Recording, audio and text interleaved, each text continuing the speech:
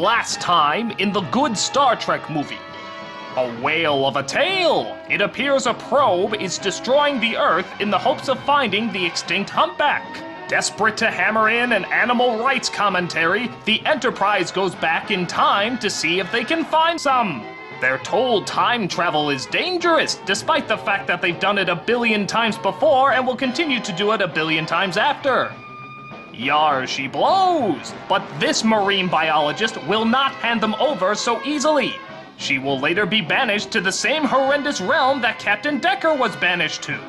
The whales are captured, the probe is pleased, and director Leonard Nimoy is happy this reaches an audience that lives outside their parents' basements. Will Shatner have the same luck as he takes over directing the next one?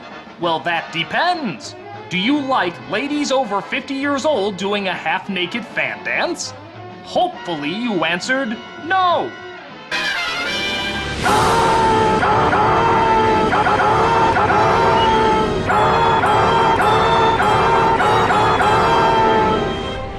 And now we get one of the more famous stinkers of the Star Trek franchise, Star Trek V, The Final Frontier.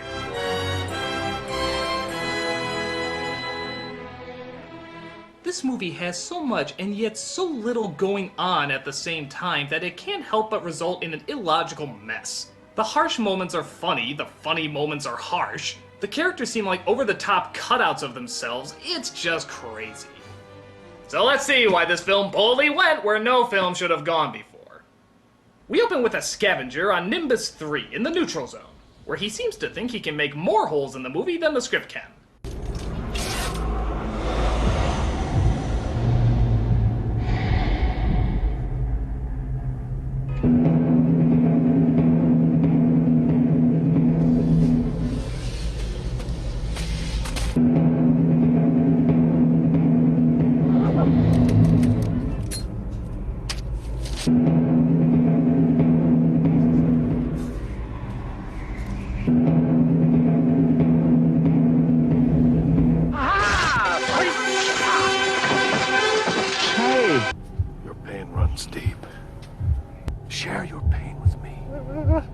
It turns out this writer is a Vulcan named Sybok, who has an incredible power to take people's pain away in a matter of seconds. Oh good, we'll need that after this movie.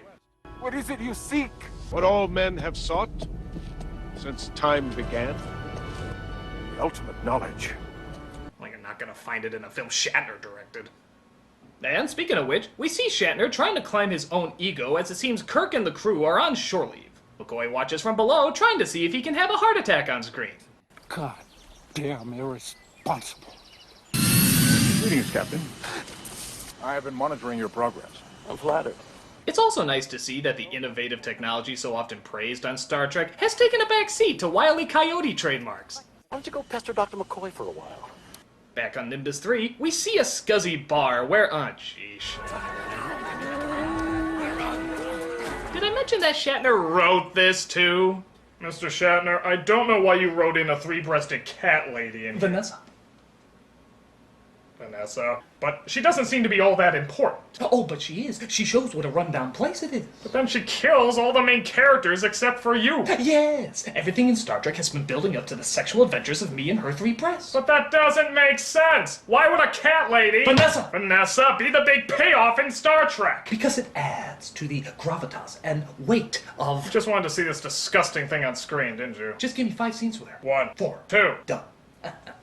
Shatner, you still got it. Gentlemen, I'm Caitlin Darr. So it turns out... Oh god, I can't believe I'm saying this. A Romulan, a human, and a Klingon walk into a bar. Don't look at me, I'm sure it was written that way in the script. Erect penis hair here is a Romulan representative. In fact, they're all representatives of the governments. And they meet up in this shithole of a location. Kinda weird, they couldn't find another place to meet. To lay out exposition. 20 years ago, our 3 governments agreed to develop this planet together. Our new age died a quick death. But their sucks to be them speech is interrupted by Sybok. Our governments will stop at nothing to ensure our safety. That's exactly what I'm counting on. We then cut back to Camp Hammy, where Spock, Bones, and Kirk all sit around the fireplace eating beans. Don't say too close to Spock there. These are from an old Southern recipe handed down to me by my father. In that case, I have little choice but to sample your beans. Oh, my. Bourbon and beans, an explosive combination. With that Vulcan metabolism, he could eat a bowl of termites and it wouldn't bother him. You know, you two could drive a man to drink. You really piss me off, Jim. Okay, take the whiskey away from him. He's clearly had his fill. Maybe it didn't cross that macho mind of yours, but you should have been killed when you fell off that mountain. Not another thing. What's up with the three-titted cat lady you had earlier? Vanessa. I knew I wouldn't die because the two of you were with me. I do not understand. I've always known. I'll die alone. Or with a bald man trapped under a bridge gasping for air, but I know it's one of those two. So to be fair, that is a pretty deep scene to have in a Star Trek movie. What's it leading up to? I believe we are required to engage in a ritual known as the sing-along. I haven't sung around a campfire since I was a boy in Iowa. What are we going to sing? What, Bones, what are we going to sing? How about Camptown Races? Pack up your troubles. Moon over Rigel 7. Row, row your boat. Row, row, row your boat. I love row. Do you know row, row, row, row, row your boat? That song did not come up in my research, Captain. The lyrics are very simple. It's row, row, row your boat. Is this really worth playing over the hostage scene that we had going on earlier? I don't know if I see the necessity of it. Merrily, merrily, merrily, merrily, life is but a dream. The doctor and I will start it off, and then when we give you a signal, you jump in. Doctor, if you please. Don't say I didn't warn you. Boy, they're really building up this musical interpretation, aren't they? Row, row, row your boat gently down the stream. Merrily, merrily, merrily, merrily, lightly down the stream. Everybody! Row, row, row your boat gently down the stream. Merrily, merrily, merrily, merrily. What the hell are we doing? Are we really spending so much time on this? Wasn't there some government representatives that were threatened with death? Why are we still here? Merrily, merrily, merrily, merrily, Come on, Spock, why didn't you jump in? I was trying to comprehend the meaning of the words. I'm trying to comprehend the meaning of this scene. It's a song, you green-blooded Vulcan. Life is not a dream. No, you're right! It's a series of questions leading up to inevitably asking, what the hell am I doing sitting around a fireplace singing Row Your Fucking Boat? Good night, Bones. Good night, Jim. Good night, Spock. Good night, Doctor. Night, Spock. Good night, Jim. Good night, children. Good night, Daddy. Good night, John Boy. Good night, Jim Bob. Good night, Elizabeth. Meanwhile, we cut to a crazy Klingon who's just, well, bored. So he looks for crazy shit to do. Riveting subplot, huh? Wasn't that Nimoy's quote about the film?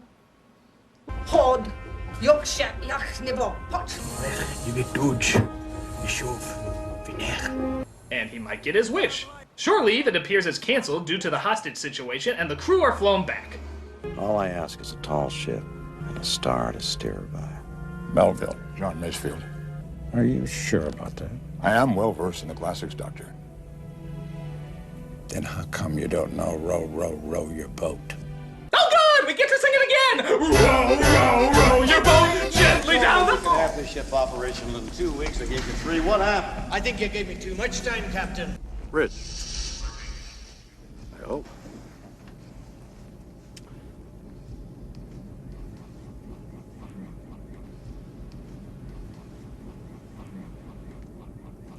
I could use a shower. Yes.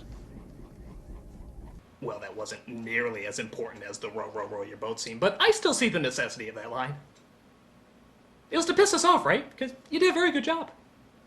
So the ship has all sorts of problems and odds and sods that aren't fixed yet, but that doesn't stop the Federation from sending what seems like the only captain they ever send for anything. Now, I know Enterprise is not exactly up to specs. The Enterprise is a disaster. There must be other ships in the quadrant. Other ships, yes, but no experienced commanders.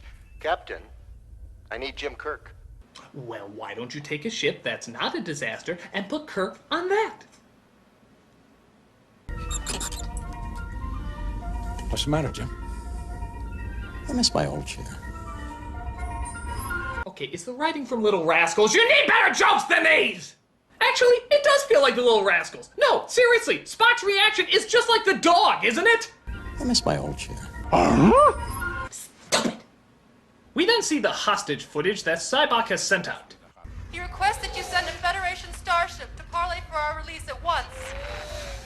I deeply regret this desperate act, but these are desperate times. I have no desire to harm these innocents, but do not put me to the test. I implore you. Oh, and every day he doesn't, people will die. Oh, and by the way, when did Voldemort get there? Was a representative of Hogwarts on that planet too?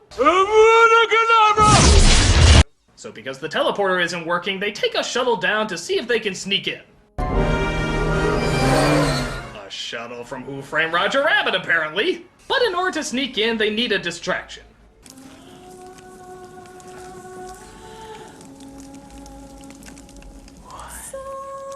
Oh god, no. No. Oh, Shatner, have you no shame? She can be my mother! What's that? Oh, pull the camera back. Go no closer, go no closer!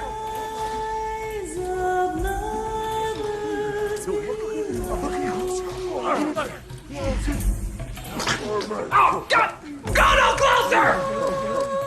Oh, God, I can see Uranus. Why would you do this, Shatner? Why?